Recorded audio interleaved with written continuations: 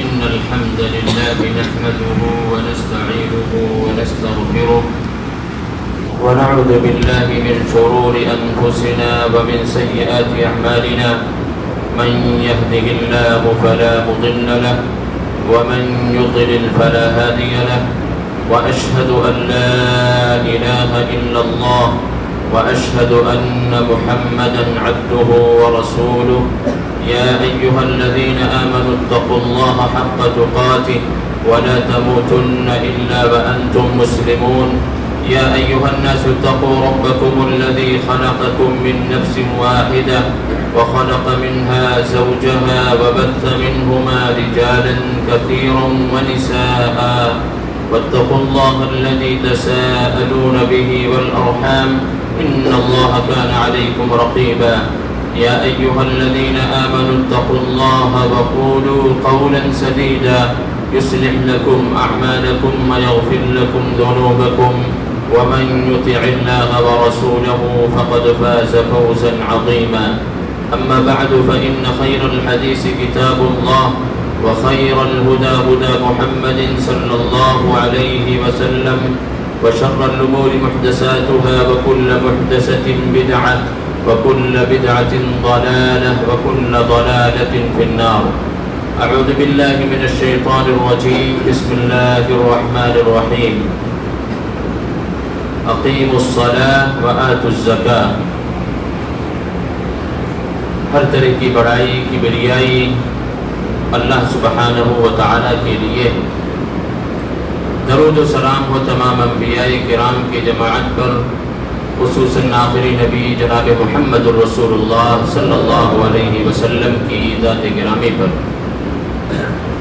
حاضرین جمعہ خواتین اسلام اسلام کی 5 بنیادیں ہیں جن پر پورا کا پورا اسلام قائم ہے اگر ان میں سے کسی ایک اینٹ کو بھی گرا دیا جائے تو اسلام اس کے ذریعے سے کمزور ہو جاتا ہے اسی میں سے ایک پلر ایک ستون ایک رکن زکوٰۃ ہے اور اس کی بڑی اہمیت اور فضیلت ہے شریعت کی نظر میں اور اس کی اہمیت اور فضیلت کا اندازہ اگر ہم و آپ لگانا چاہتے ہیں تو قرآن کریم کے اندر ہم دیکھیں گے کہ اللہ تبارک و تعالی اس رکن کا ذکر 82 مرتبہ فرمایا ہے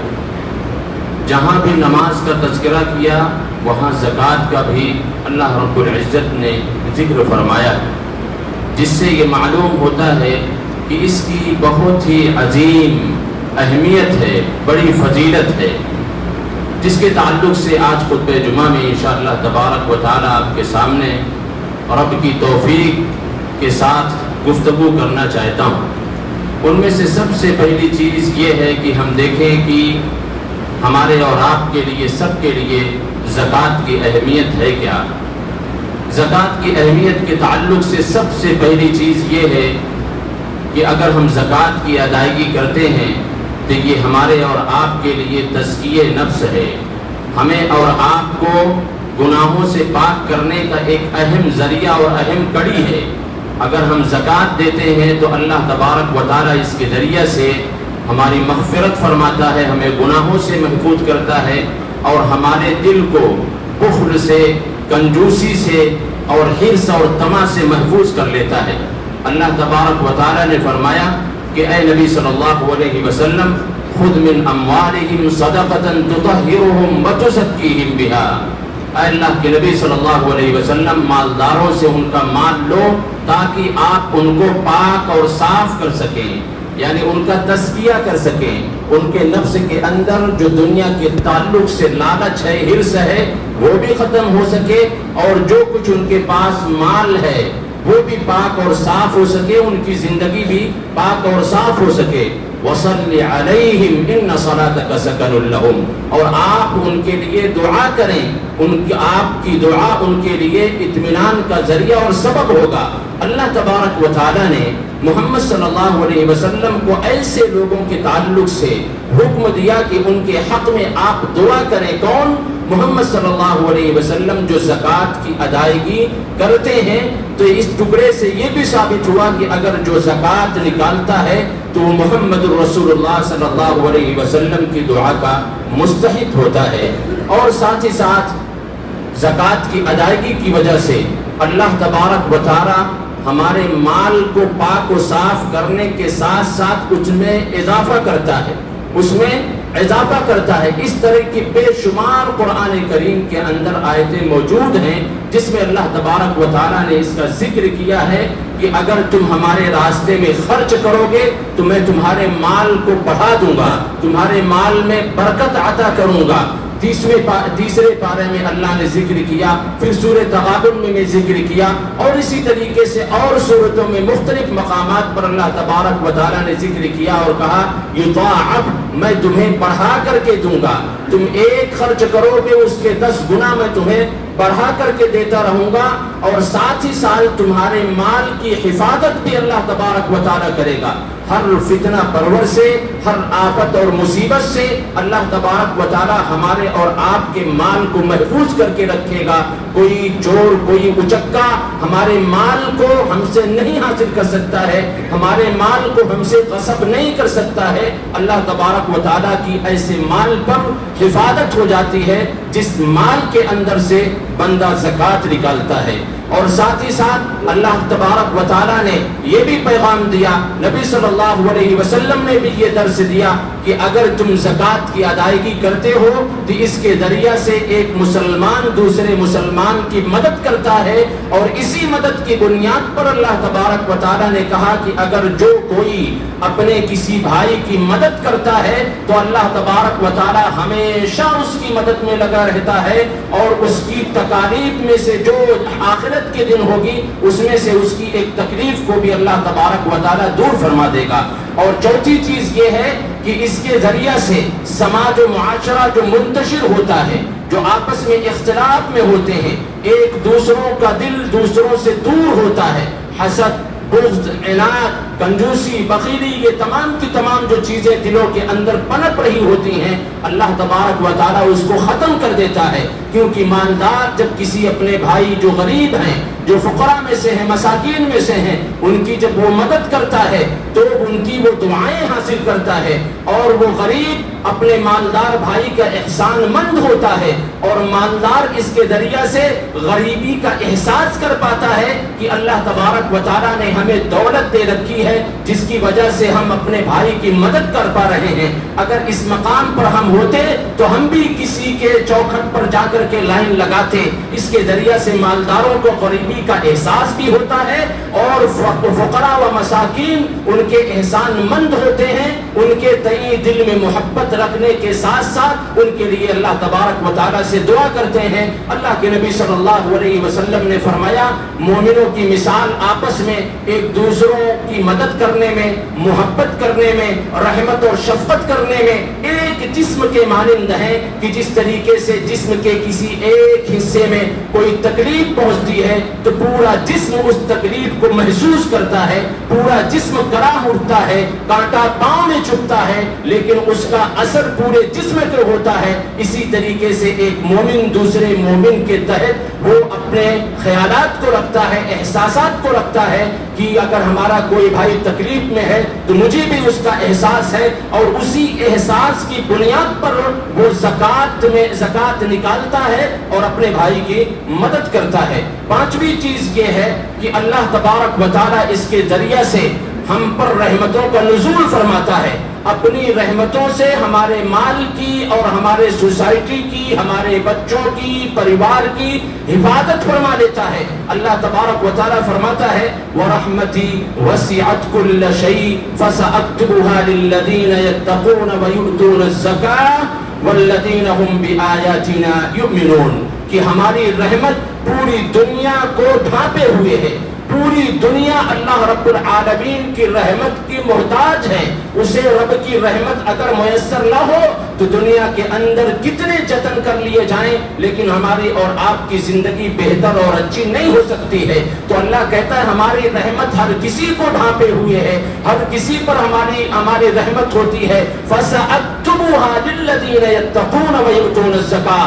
اور میں ضرور بالضرور ان کے حق میں اپنی رحمت کو لکھ دیا کرتا ہوں, اپنی مغفرت کو لکھ دیا کرتا ہوں, جو تقوی اختیار کرنے کے ساتھ ساتھ زکوٰۃ کی ادائیگی کرتے ہیں. تو اللہ تبارک و تعالیٰ کی مغفرت, اس کی رحمت, اس کی برکت ایسے لوگوں پر لکھ دی جاتی ہے اور بالکل کنفرم کر دیا جاتا ہے کہ جو زکوٰۃ کی ادائیگی کرتا ہے اللہ تبارک و تعالیٰ کی رحمت اس کے ساتھ ہوا کرتی ہے. اور چھٹی چیز یہ ہے کہ اللہ تبارک و تعالیٰ نے قرآن کی ایک آیت کے ذریعہ سے یہ ثابت کیا کہ حقیقی معنوں میں, سچے معنوں میں مومن ایمان والا وہی ہے جو نماز کی ادائیگی کے ساتھ ساتھ زکوٰۃ کی ادائیگی کرتا ہے. اگر ہم اپنے آپ کو مومن کی صف میں داخل کرنا چاہتے ہیں, اپنے آپ کو صالحین کی صف میں داخل کرنا چاہتے ہیں, اپنے آپ کو رب کے قریب کرنا چاہتے ہیں,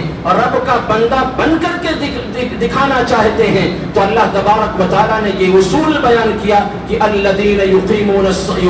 الصلاۃ ومما رزقناہم ينفقون, کہ اللہ نے جو کچھ تمہیں دیا ہے اس میں سے رب کے راستے میں خرچ کرو. اس سے یہ بھی پتہ چلتا ہے کہ یہ جو مال ہم اللہ کے راستے میں خرچ کرتے ہیں, زکوٰۃ نکالتے ہیں, صدقہ کرتے ہیں, یہ ہمارا مال نہیں ہے, یہ وہی مال ہے جو مال اللہ ہمیں دیتا ہے. پھر اسی مال کے ذریعہ سے مال دینے کے بعد, رزق دینے کے بعد یہ حکم صادر فرماتا ہے کہ تم میرے راستے میں خرچ کرو. اللہ نے آگے کہا کہ اولئک هم المتقون, یہی حقیقی معنوں میں متقی ہیں, مؤمنین ہیں. حقیقی معنوں میں ایمان کی پہچان اور علامت یہی ہے کہ انسان زکوٰۃ کی ادائیگی کرتا رہے. اور پھر آگے اللہ تبارک و تعالیٰ نے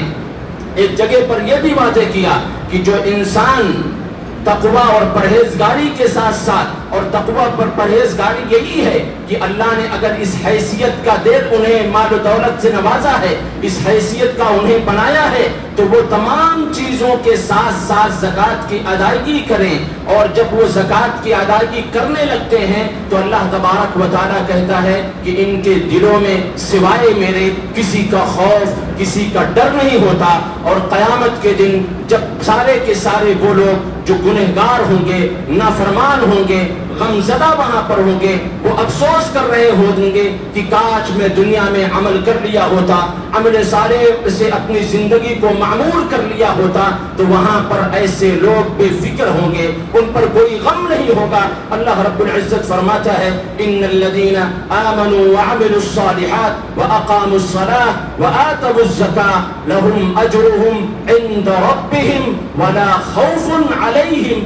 ولا هم يحزنون, کہ جو انسان زکوٰۃ کی ادائیگی کرتا ہے اچھی طریقے سے یہ سمجھ لے, جان لے کہ اس کا اجر عظیم اللہ تبارک و تعالیٰ کے پاس ہے, اس کا بدلہ, اس کی مزدوری, اجر و ثواب اللہ تبارک و تعالیٰ کے پاس ہے. اور اللہ کس ڈھنگ سے اجر و ثواب سے نوازے گا اس کا اندازہ کوئی بھی ہم میں سے نہیں لگا سکتا ہے. اللہ اپنی شان کے مطابق, اپنے شوکت کے مطابق ہمیں اور آپ کو نوازے گا. اور کہا ولا خوف علیہم, ان پر اس دنیا میں کسی کا خوف نہیں ہوگا, وہ بے خوف ہو کر کے, نڈر ہو کر کے اس دنیا میں زندگی گزاریں گے. ولا هم يحزنون, اور قیامت کے دن وہ غمگین نہیں ہوں گے, غمزدہ نہیں ہوں گے, اللہ کے عذاب کو دیکھ کر کے پریشان نہیں ہوں گے, ندامت و شرمندگی نہیں محسوس کریں گے. ان کی زندگی اس طریقے سے اللہ تبارک و تعالی واضح کر دے گا. اب آگے چل کر کے ہم دیکھتے ہیں کہ زکوٰۃ نہ دینے کی وجہ سے اس کا انجام ہم پر اور آپ پر کیا ہو سکتا ہے. اللہ تبارک و تعالی بیان فرماتا ہے وَوَيْلٌ لِّلْمُشْرِكِينَ, ویل ہے, تباہی ہے, بربادی ہے جو مشرکین ہیں, جو مشرکوں میں سے ہیں. اور اللہ تبارک و تعالیٰ نے آگے اسی کے بعد کہا کہ الذین لا یؤتون الزکاۃ, اور وہ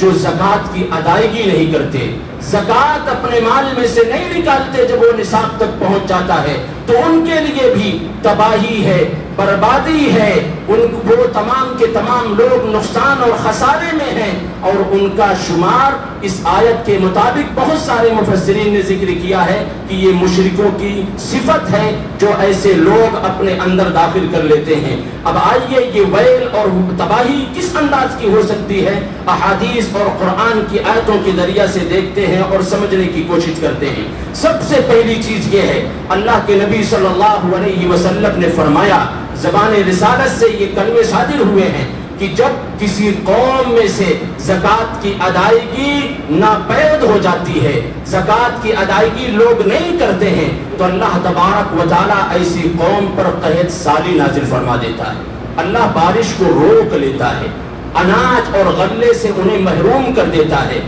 किसी भी तरीके से अल्लाह तबारक व तआला हमें और आपको अपनी नेमतों से महरूम कर सकता है। अल्लाह रब्बुल इज्जत ने, अल्लाह तबारक व तआला ऐसे लोगों को बारिश के एक कतरे से भी महरूम कर देता है। अल्लाह के नबी सल्लल्लाहु अलैहि वसल्लम ने फरमाया, मा मनअ कौमुन अज़्ज़काह इल्ला बतलाहुमुल्लाहु बिस्सिनीन, कि अल्लाह तबारक व तआला ऐसे लोगों पर कहसाली नाजिल कर देता है जो ज़कात से रुक जाते हैं और ज़कात देने से लोगों को रोकते हैं। और एक दूसरी हदीस है जिसमें मजीद वजाहत ये है कि अगर इस दुनिया के अंदर चौपाए यानी जानवर ना होते तो अल्लाह तबारक व तआला एक कतरा पानी भी ऐसे लोगों को न देता जो ज़कात नहीं देते। ये कितनी अजीब गरीब बात है,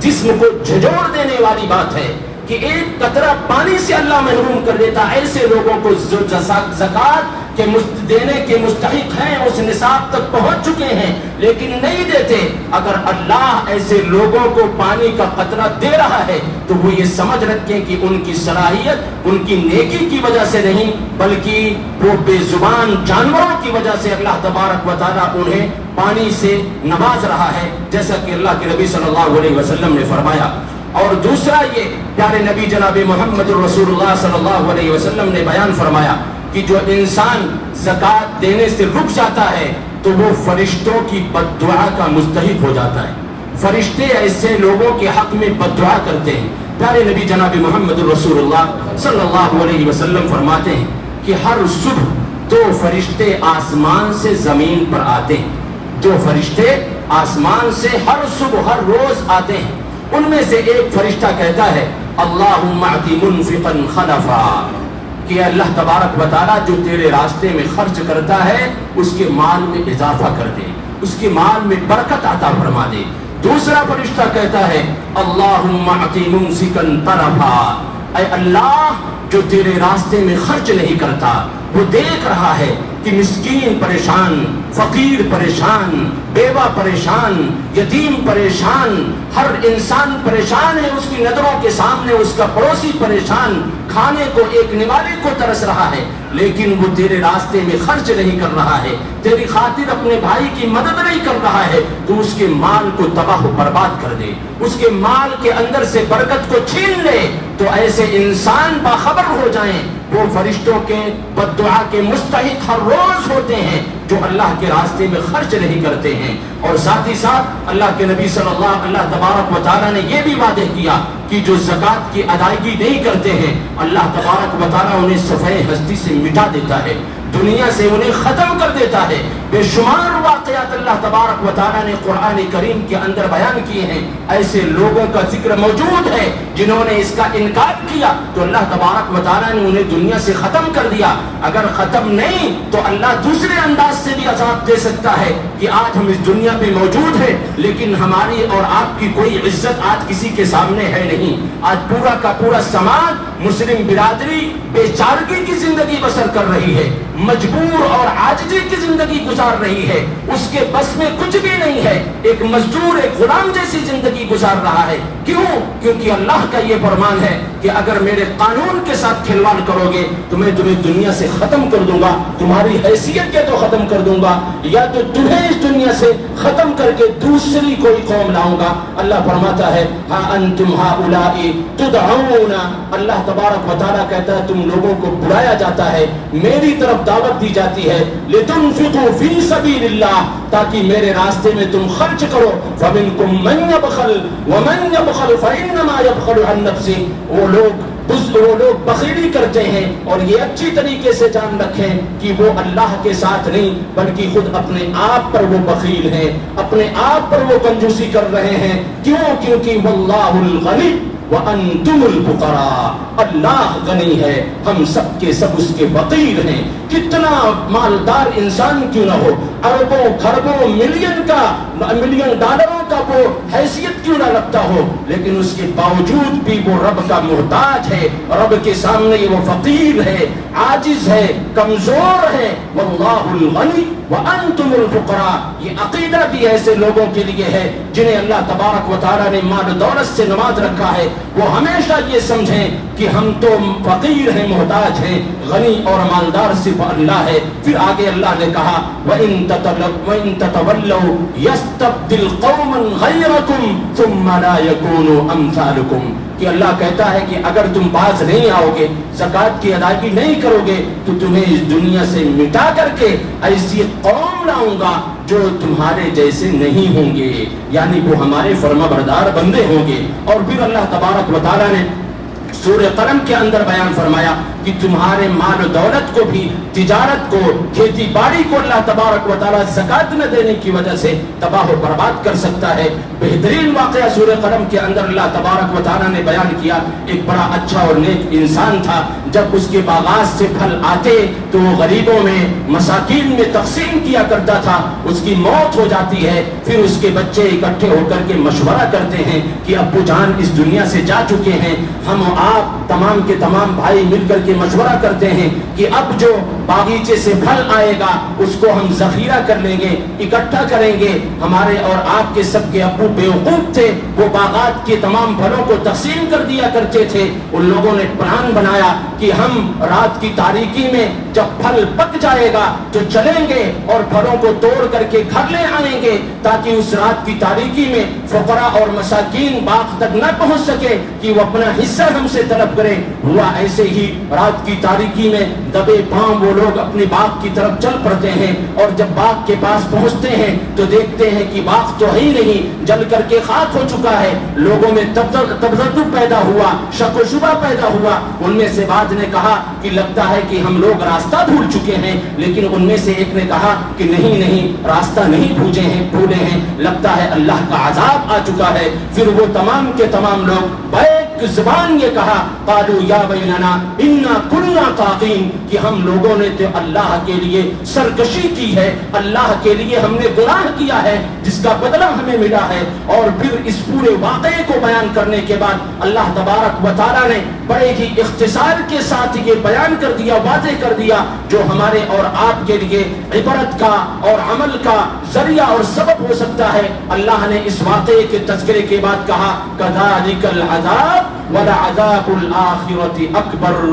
لَوْ كَانُوا يَعْلَمُونَ، یہ اسی طریقے کا عذاب میرا ہوتا ہے۔ وَلَعَذَابُ الْآخِرَةِ أَكْبَرُ، اور آخرت کے دن اس سے کہیں بڑا عذاب ہے اگر تم جان سکو، یعنی دنیا کے اندر اس طریقے سے اللہ عذاب بھیجتا ہے، اور آخرت کے اندر اس سے بڑا عذاب ہے۔ وہ عذاب کس طریقے سے ہوگا وہ بھی قرآن میں اللہ تبارک و تعالیٰ نے بیان فرمایا وَالَّذِينَ يَكْنِزُونَ الذَّهَبَ وَالْفِضَّةَ وَلَا يُنْفِقُونَهَا فِي سَبِيلِ اللَّهِ فَبَشِّرْهُم بِعَذَابٍ أَلِيمٍ يَوْمَ يُحْمَى عَلَيْهَا فِي نَارِ جَهَنَّمَ فَتُكْوَى بِهَا جِبَاهُهُمْ وَجُنُوبُهُمْ وَظُهُورُهُمْ هَذَا مَا كَنَزْتُمْ لِأَنفُسِكُمْ فَذُوقُوا مَا كُنتُمْ تَكْنِزُونَ۔ اللہ فرمائے گا ایسے لوگوں کے تعلق سے جو ذخیرہ کر کے اس دنیا میں جاتے ہیں، صدقات و خیرات نہیں کرتے ہیں، اللہ ان کے مالوں کو تختی کی شکل دے کر کے آگ، جہنم کی آگ میں تپائے گا، پھر اس کے ذریعہ سے ان کی پیشانی کو داغے گا، ان کی پیٹھ کو داغے گا، ان کے بازوؤں کو داغے گا۔ ھذا ما کنزتم لانفسکم، اور اللہ کہے گا یہ تمہارا وہ مال ہے جس کو تو نے سیت سیت کر کے رکھا تھا، آج اس کا مزہ چکھو۔ اور اسی طریقے سے اللہ کے نبی صلی اللہ علیہ وسلم نے بھی بیان فرمایا ہے کہ ایسے لوگوں کے مال کو جو زکوٰۃ نہیں دیا کرتے ہیں، قیامت کے دن گنجا سانپ انہیں بنا دیا جائے گا، ان کا پورا کا پورا مال گنجے سانپ کی شکل میں ان کے پاس آئے گا، اور اللہ تبارک و تعالیٰ اس زہریلی سانپ کو ان کے گلے کا توق بنا دے گا، ان کے گلے میں لٹکا دے گا۔ زبیبتان، وہ سانپ ان کے بانجوں کو پکڑ کر کے، یعنی یہ بانج اور دوسری طرف کا بانج پکڑ کر کے وہ سانپ چبائے گا اور کاٹے گا، اس کے درد سے، اس کے زہر سے ہر وہ بندہ جو زکوٰۃ کی ادائیگی نہیں کرتا چیخے گا، چلائے گا اور کہے گا کہ یہ کیا ہو گیا ہے، تو وہ سانپ خود ہی جواب دے گا، انا مالک وانا کنزک، انا مالک انا کنزک۔ کیوں گھبراتے ہو، کیوں پریشان ہوتے ہو؟ میں تو تمہارا وہی مال ہوں، میں تو تمہارا وہی خزانہ ہوں جس کو تو دنیا کے اندر اللہ کے راستے میں خرچ کرنے سے روکتا تھا، سیت کر کے رکھتا تھا کہ ہم تاکہ اس کے ذریعے سے مالدار ہو جائیں۔ تو اس طریقے سے اللہ تبارک و تعالیٰ ایسے لوگوں کو عذاب دلوائے گا۔ اور اسی طریقے سے ایک اور حدیث، احنف بن قیس رضی اللہ تعالیٰ عنہ کہتے ہیں کہ میں قریش کے چند لوگوں کے ساتھ بیٹھا ہوا تھا، اتنے میں ابو ذر رضی اللہ تعالیٰ عنہ آتے ہیں اور آ کر کے وہ بیان کرتے ہیں، ایسے لوگوں کو خوشخبری سنا دو جو زکوٰۃ کی ادائیگی نہیں کرتے، اس دن اللہ تبارک و تعالیٰ ان کے مال کو جہنم کی آگ میں تپا کر کے ان کے گلے پر رکھے گا، اور پھر وہ اس کے ذریعہ سے ان کی پیشانی کو پھاڑتے ہوئے وہ چیز نکل جائے گی جس کو یہاں اس کے مال کو رکھا جائے گا، یعنی گدی پہ وہ رکھا جائے گا، گدی سے ہوتے ہوئے پیشانی کو ہو کر کے نکلے گا، اور پھر ان کے پیٹھ پر رکھا جائے گا، اور پیٹھ کو چیرتے پھیرتے پھاڑتے ہوئے وہ آگے کی طرف نکلے گا۔ تو ابو ذر رضی اللہ تعالی عنہ یہ بیان کرنے کے بعد پیٹھ پھیر لیتے ہیں، پھر احنف بن قیس ان کو مخاطب کرتے ہیں، کہتے ہیں کہ تو نے کیا بیان کیا؟ وہ کہتے ہیں کہ میں نے وہی کچھ بیان کیا جو رسول اللہ صلی اللہ علیہ وسلم نے بیان کیا ہے۔ اس لیے عزیزوں اور دوستوں، زکوٰۃ کی اہمیت اور فضیلت کو اور اس کے انجام کو سمجھو، اور اگر زکوٰۃ دینے کے قابل ہو تو زکوٰۃ کی ادائیگی کرو۔ اللہ تبارک و تعالی ہم تمام کو زکوٰۃ دینے کی توفیق عطا فرمائے۔ وصلی اللہ تعالی نبینا محمد۔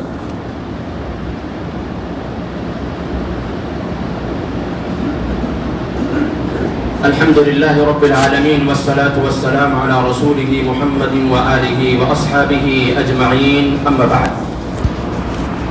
یہ زکوٰۃ کی اہمیت اور فضیلت اور اس کے انجام کے تعلق سے گفتگو کی گئی۔ اب آئیے چند مسائل ہم جانتے چلیں۔ سب سے پہلی چیز یہ ہے کہ زکوٰۃ دینے کی شروط کیا ہیں، تو اس کے تعلق سے اس کی 5 شرطیں ذکر کی جاتی ہیں۔ ایک یہ کہ انسان مسلمان ہو، مالک نصاب ہو، حولان حول ہو، اور اس کا مال نصاب تک پہنچا ہوا ہو، اور وہ انسان آزاد ہو۔ مسلمان کے اندر فقہا نے بالغ اور نابالغ دونوں کو جمع کیا ہے۔ اگر نابالغ ہے پھر بھی زکوٰۃ نکالے گا، حالانکہ دوسری عبادتوں میں، نماز جیسی عبادتوں میں وہ شریک نہیں ہوتا، لیکن اس میں شریک ہوگا۔ کیوں؟ اس لیے کہ زکوٰۃ مال پر ہوتی ہے، انسان پر نہیں۔ اگر وہ نابالغ بچہ، اس کے پاس اتنا مال ہے تو اس کے جو والدین ہیں یا ذمہ دار ہیں اس کے مال میں سے زکوٰۃ نکالیں گے۔ ایسے ہی عاقل اور غیر عاقل کا مسئلہ ہے۔ انسان عاقل ہو یا پاگل ہو، اگر اس کے پاس اتنا مال ہے تو اس کی پرورش کرنے والے اس کے مال میں سے زکوٰۃ نکالیں گے۔ اور حولان حول کے سلسلے میں ایک بات یہ بھی بتاتا چلو کہ اگر کوئی انسان ہمارے اور آپ کے پاس ایسا آیا جو بہت حاجت مند ہے، ضرورت مند ہے، لیکن ابھی ہمارے مال پر 1 سال نہیں بیتا ہے، نہیں گزرا ہے، لیکن اسے ضرورت ہے، تو ہم ضرورت کے تحت اپنی زکوٰۃ کو سال مکمل ہونے سے پہلے بھی ادا کر سکتے ہیں۔ اب آئیے دیکھتے ہیں مصارف زکوٰۃ، یعنی زکوٰۃ کن لوگوں کو دیا جا سکتا ہے۔ تو قرآن میں اللہ تبارک و تعالیٰ نے 8 لوگوں کا ذکر کیا ہے۔ انما الصدقات للفقراء والمساکین، کہ فقراء جو ہوں، مساکین ہوں، جو زکوٰۃ کو اکٹھا کرتے ہوں، وہ غلام کو آزاد کرنے میں، اور کوئی مقروض ہو جس پر قرض کا بوجھ ہو وہ ادا نہیں کر پا رہا ہے تو اس کے لیے، اور تعلیف قلب کی خاطر، یعنی جو نیا نیا اسلام ابھی قبول کیا ہے، یا ایک ہی کوئی اسلام کی طرف راغب ہے، یا ایک ہی ایسا انسان جس کے شر سے مسلمان محفوظ نہیں ہیں، اگر اس کی مالی مدد کی جائے گی زکوٰۃ کی رقم کے ذریعہ سے تو اس کے شر سے ہم آپ محفوظ ہو سکتے ہیں، تو انہیں، اور اسی طریقے سے وابن السبیل، اللہ کے راستے میں یعنی جہاد میں اور اللہ کے راستے میں، یہ بھی مفسرین نے ذکر کیا ہے کہ حج اور عمرہ بھی داخل ہے کہ اگر آپ اپنی زکوٰۃ کی رقم سے کسی کو حج اور عمرہ کرانا چاہتے ہیں تو وہ بھی کرا سکتے ہیں، اور اسی طریقے سے مدارس مکاتب بھی اسی درجے میں ہیں۔ اور وابن السبیل اللہ نے کہا وہ مسافر جو راستے میں جا رہا تھا لیکن کسی چور اور اچکے کے حوالے اس کا مال ہو گیا، گرچہ وہ مالدار ہے لیکن اس وقت اس کی مدد کی جائے گی، زکوٰۃ کی رقم میں سے اتنی رقم دی جائے گی جتنے سے وہ بآسانی اپنے گھر کو پہنچ جائے۔ اور اسی طریقے سے آگے ہم دیکھیں کہ وہ کون سے اشیاء ہیں جن پر زکوٰۃ واجب ہوتی ہے، تو وہ ہے سونا، چاندی، زمین سے پیدا ہونے والے غلہ اور معدنیات، اور اسی طریقے سے جانوروں، یہ 4 چیزیں ہیں اور اس کے اندر بھی تفصیل پائی جاتی ہے۔ اور وہ چیزیں، وہ سامان جس کی ہم تجارت کرتے ہیں، دکانوں میں رکھا ہے، اس پر بھی زکوٰۃ ہے، تو ان تمام چیزوں پر زکوٰۃ واجب ہوتی ہے۔ سونا اگر آپ کے پاس 85 گرام ہے تو 2.5% کے حساب سے آپ زکوٰۃ نکالیں گے، جتنا بڑھتا چلا جائے گا اسی حساب سے آپ 2.5% نکالتے چلے جائیں گے۔ اگر چاندی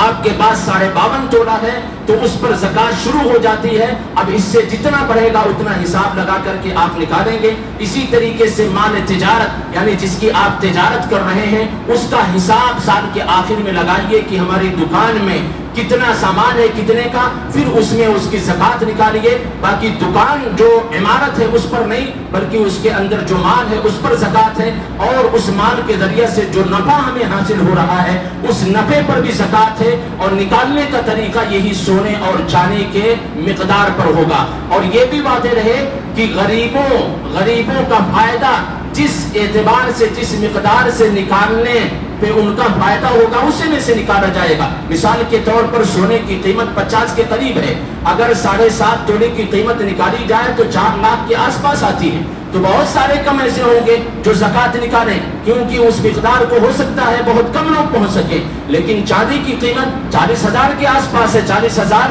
یعنی 41,000 پہ زکوٰۃ واجب ہو جاتی ہے اگر زکوٰۃ کی مقدار ہم سامنے رکھیں۔ تو فقہاء نے کہا ہے کہ ایسی صورت میں اپنے مال کا جو حساب کرے گا وہ اپنے فائدے کے طور پر نہیں بلکہ غربا کے فوائد کو دیکھ کر، ان کے فائدوں کو دیکھ کر وہ اس چیز پر رکھے گا جس میں غریبوں کا فائدہ ہے۔ تو غریبوں کا فائدہ چاندی پر رکھنے سے ہے کہ چاندی کی جو مقدار ہے اسی کے اعتبار سے انسان مال تجارت اور نفع ہونے والے کرنسی پر نکالے۔ اسی طریقے سے زمین کی پیداوار پر بھی زکوٰۃ ہے۔ اگر زمین کی پیداوار میں سے 725 کلو گرام یعنی 20 من اگر کسی کو کھیتی میں سے اناج حاصل ہوتا ہے تو اس میں زکوٰۃ نکالی جائے گی۔ زکوٰۃ نکالنے کا اس میں 2 طریقہ ہے، اور اس میں سال کا گزرنا بھی ضروری نہیں، کھیتی میں سے سال کا گزرنا ضروری نہیں ہے، کھیتی آپ جب کاٹیں گے اسی وقت زکوٰۃ دیں گے، وہ 2 مہینہ ہو یا 3 مہینہ ہو۔ تو 2 طریقہ بیان کیا گیا ہے، ایک وہ کہ اگر قدرتی ذرائع سے یعنی آسمان سے بارش نازل ہوئی یا نہر یا دریا کے پانی سے اس کی سینچائی ہم نے کی ہے تو ایسی صورت میں عشر یعنی 10واں حصہ نکالیں گے، اور اگر ہم نے مشین کے ذریعے سے اس کی سینچائی کی ہے، کھیتی کی ہے، تو ایسی صورت میں ہم 20واں حصہ نکالیں گے۔ اور جانوروں میں بھی زکوٰۃ ہے، جانور میں بکری ہے، اونٹ ہے، گائے ہے، ان کی بھی ایک مقدار ہے، اس مقدار کو اگر پہنچ جائیں تو اس میں زکوٰۃ نکالی جاتی ہے۔ اور کچھ لوگ ایسے ہیں جو زکوٰۃ کے مستحق نہیں ہوتے، ان میں سے سب سے پہلا جو ذکر آتا ہے وہ آل رسول ہیں، محمد رسول اللہ صلی اللہ علیہ وسلم کے آل اور اہل و عیال جتنے ہیں ان پر زکوٰۃ نہیں ہے، ان کو زکوٰۃ کی رقم نہیں دی جا سکتی ہے۔ ایسے ہی کافروں کو زکوٰۃ نہیں دی جا سکتی ہے الا یہ کہ اس کے شر سے محفوظ ہونے کی امید ہو یا یہ کہ اسلام میں داخل ہونے کی امید ہو، اس کے علاوہ ہم کافر کو زکوٰۃ کے مال میں سے مدد نہیں کر سکتے ہیں۔ اور اسی طریقے سے والدین ہیں، اپنے بچے ہیں، بیوی ہیں، اور وہ ایسے تمام لوگ ہیں جو ہماری کفالت میں زندگی گزار رہے ہیں، لیکن اگر بیوی کے پاس مال اتنا ہے اور اس کا شوہر کمزور ہے، مالی اعتبار سے وہ بہت کمزور ہے، تو بیوی اپنے شوہر کو زکوٰۃ کا مال دے سکتی ہے، لیکن شوہر نہیں دے سکتا ہے، کیونکہ شوہر بیوی کے نان و نفقہ اور رہنے اور کھانے کا تمام چیزوں کا وہ ذمہ دار ہے، وہ اسے زکوٰۃ کی رقم نہیں دے سکتا ہے۔